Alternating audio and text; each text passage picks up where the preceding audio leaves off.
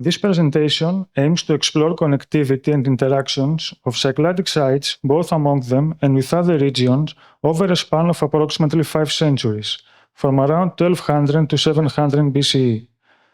The paper is structured into 4 distinct time periods in accordance with the standard Aegean chronology, which is based on the regional ceramic styles. These are the late Helladic 3C, the Proto-Geometric, the early and middle Geometric, treated here as a single time period, and the late Geometric. For each period, I combine different network methods, that is, spatial networks and networks of known archaeological data. More specifically, the proximate and habitual interactions are examined, be they trade or exchange, raiding or exogamy, that are deemed vital for the sustainability of the small communities of the early Iron Age Cyclades, since most of the islands are characterized by aridity or poor soils for intensive agriculture, with small patches of arable land. In order to model these interactions, I use proximal point analysis, according to which each site is connected to its 3 nearest neighbors.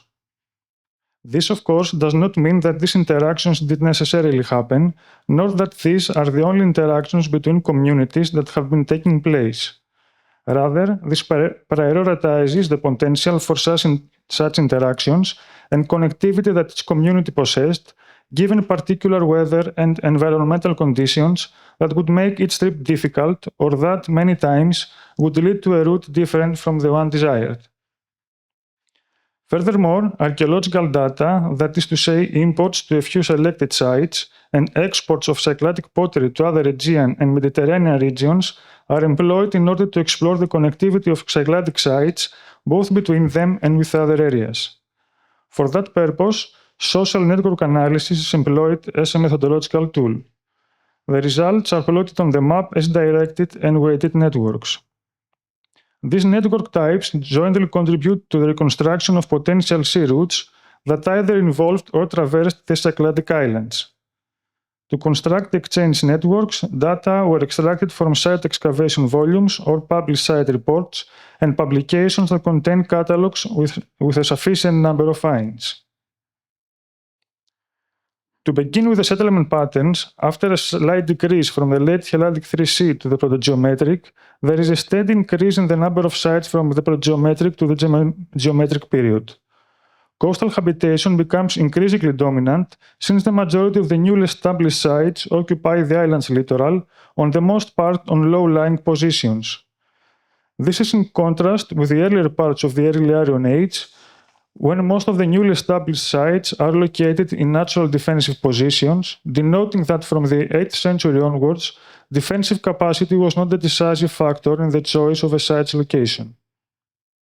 Finally, the occupation of inland sites, especially on Tinos and Naxos, can be interpreted as an attempt to facilitate the exploitation of the fertile hinterlands on these islands.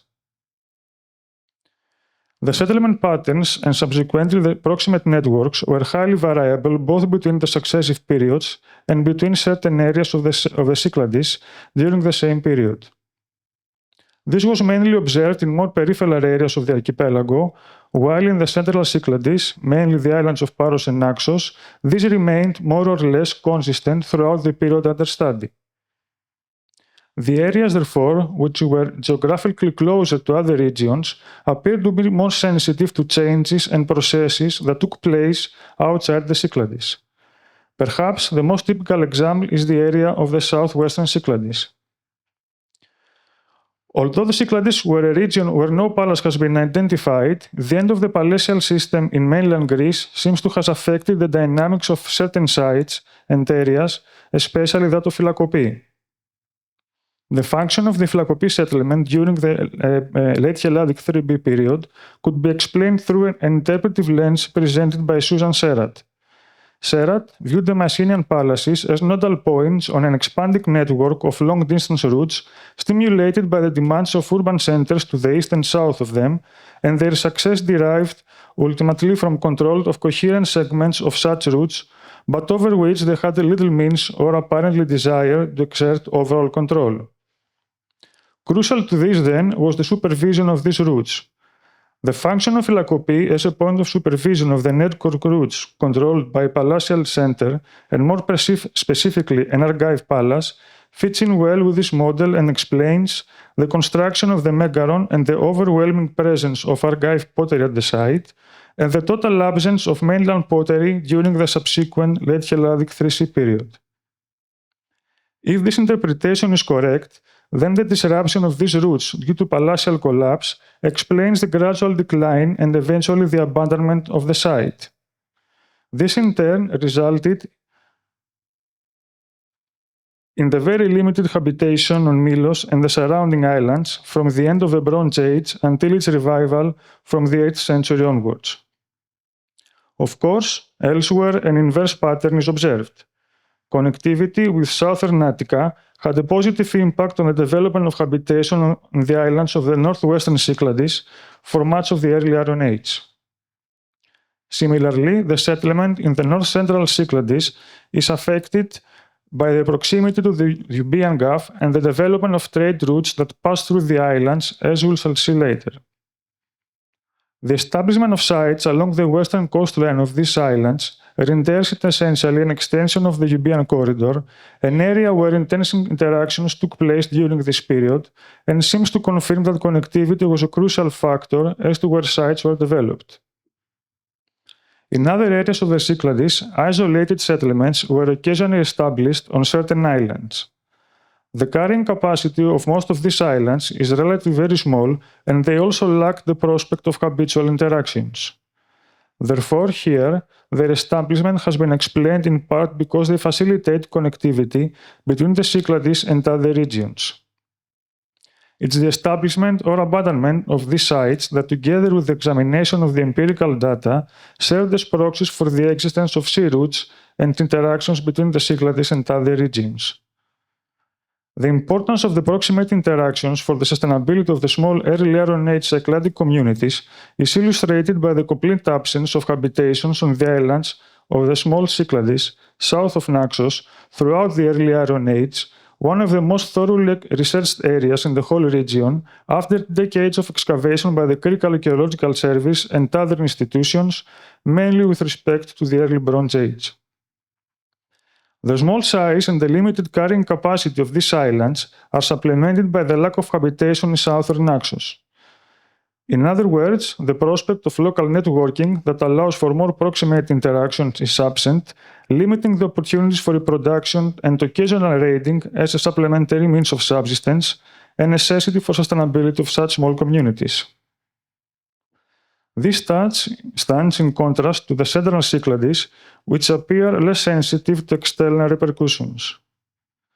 It's in this area that a cluster of sites appears from the late Helladic 3C down to the late Geometric period.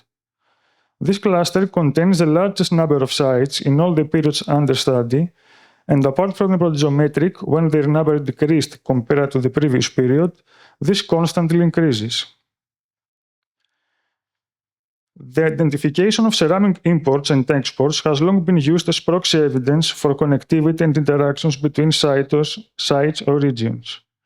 A very important advantage of network analysis is that it provides the opportunity to place the data from all examined sites in a single network to reveal the complexities concerning the dissemination of ceramics. For each period, the exchange networks were examined in comparison with the spatial networks in order to determine the validity of a long-standing assumption that the communities of the early Iron Age Aegean stood in need of the proximate interactions for their sustainability. Indeed, for the Cycladic sites that we possess sufficient quantifiable material, we find that the largest part of their imports came from the neighboring islands. Perhaps the most representative example is Minoa on Amorgos, where during most of the early Iron Age, the greater part of the pottery is of Naxian origin. According to the evidence at hand, long-distance maritime interactions between the Cyclades and other Aegean regions and between the Cyclades and the Mediterranean during the early stages of the early Iron Age appear to be minimal. It's not until the last quarter of the 8th century that the first Orientalia are to be deposited in Cycladic sanctuaries. Their quantity is relatively small in comparison to other mainland sanctuaries, but they indicate that the increasing complexities that had begun to unfold at certain areas of the region and the integration of Cycladic sanctuaries for the first time in the wider networks of interaction between the Aegean and the Eastern Mediterranean. The issue of Cycladic exports is more complicated. Given that the attribution of Aegean ceramics found overseas to specific workshops is largely based on stylistic grounds or on macroscopic analysis of the clay fabrics, many attributions to Cycladic workshops are questionable. In view of the few instances that analytical research has been carried out, such as for Almina, this proved the Euboean origin even for vessels that previous macroscopic studies had originally supported a different, mainly Cycladic provenance. Overall, the Cycladic vessels constitute only a small part of a larger set of Aegean exports to certain locations, both in the Eastern and in the Central Mediterranean. In most Aegean regions, Cycladic exports are sparse and limited to a couple of probable exports to a few sites. Crete is the only exception, since a large number of Cycladic vessels have been discovered both in absolute numbers and in relation to imports from other regions, mostly in the cemeteries of Knossos.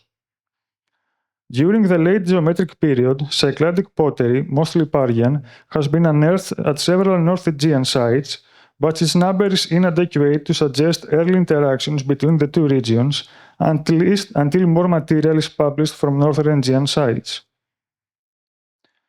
Concerning imports from other Aegean regions to the Cyclades, imported wares, mainly from Attica and Euboea, constitute the largest part of the corpus, while in the later stages of the early Iron Age, the exchange networks betray a greater degree of interactions between the Cyclades and other regions such as Corinth and the Northeast Aegean. Taking into consideration the whole body of evidence, that is, the settlement patterns, the spatial networks, and the exchange networks, is it possible to discern any maritime routes passing through or involving the Cycladic islands? In trying to answer this question, that pertains mostly to interregional interactions, first Holden and Parcell's viewpoint should be recalled that visibility is at the heart of the navigational conception of the Mediterranean and is therefore also a major characteristic of the way in which microregions interact across the water along the multiple lines of communication that follow those of sight. Thus, the establishment of coastal sites along the western leader of the islands that comprise the north-central cluster from the 9th century onwards, and the existence of sites that seem to depend to a greater or lesser degree on maritime interactions, suggests the existence of a sea route that crossed the southeast Aegean, ending in the Euboean Gulf and passing through the Cyclades. Nevertheless, the scarcity of imports in the Cyclades from Cyprus and the Levant stands in sharp contrast with the evidence from other Aegean sites, such as Rhodes, Lefkandie, and Athens, where strong links with the Eastern Mediterranean are well attested, corroborating that way the view that the Cyclades did not actively participate in the exchange networks between the Aegean and the wider Mediterranean. By contrast, the Cyclades should be considered as intermediate stops in the long-distance trade between the Eastern Mediterranean and certain nodal Aegean sites. Following the same line of thought, a second sea route, this time involving the Cycladic Islands and central Crete, can be postulated due to the high number of Cycladic exports to Crete. The evidence from the non-perishable materials may indicate that the islanders were actively involved in exchange networks with Crete, despite the absence of Cretan finds from Cycladic contexts, which is anticipated since Cretan pottery is particularly rare outside of Crete. The large number of Naxian and Parian vases on Delos serves as proxy evidence of the competition between the elites of the former islands for dominance over the sanctuary of Apollo. Delos was situated amidst a major sea route, and from the late 9th century, the sanctuary of Apollo had already begun to acquire an interregional character. In reality, it was a competition for access to maritime routes and for the control over a locality of increasing economic importance. Access to the former route became a field of contest between the elites of Paros and Naxos, while the latter lies within the interaction sphere of Paros and Thera. Looking forward to the next centuries, the development of the Apollo sanctuary on the Spotiko during the Archaic period should be explained within this framework. That is, it should be understood as a reaction of the Parian elites and as an attempt on their part to compensate for the dominance of the Naxians in a sanctuary that was gradually turning into a hub of regional social encounters and economic transactions. Apart from economic and social explanations, the site was located in a leeward bay, offering thus a safe anchorage for ships. But most importantly, owing to its geographical position, the site connects two network systems, the central and the southwestern Cyclades, despite that according to the spatial networks, it does not constitute a central node within the central Cyclades cluster. What is more, it's located in close proximity to the mines of Sifnos, that is an area of great economic interest in the Archaic period, while its liminal position offered a neutral ground for economic activities. Philisi, nowadays an islet off the coast of northeastern Paros, shares some similarities with the Spotiko in terms of its position in the network systems. Despite not being the most connected site within its cluster, it lies in a position that unites Paros and Naxos, as well as the central with the north-central Cyclades. Recent finds attest to the site inclusion in a late geometric archaic trading network that incorporates, among others, parts of mainland Greece, the Southeast Aegean and Cyprus. To conclude, I aim to demonstrate how proximate and habitual interactions influence the settlement patterns in the Cyclades, but also to integrate the Cycladic evidence into its wider Aegean and Mediterranean context. Thus, developments occurring outside the Cyclades are taken as decisive factors that affected settlement patterns and network dynamics on the islands. Typical examples include the gradual decline and eventual abandonment of Lycopion Milos following the palatial collapse, the development of settlements along island coasts traversed by significant maritime routes, and the emergence of Delos as a nodal point amidst these routes. This is not to say that regional networks are the sole determinant for the choice of location of a new site.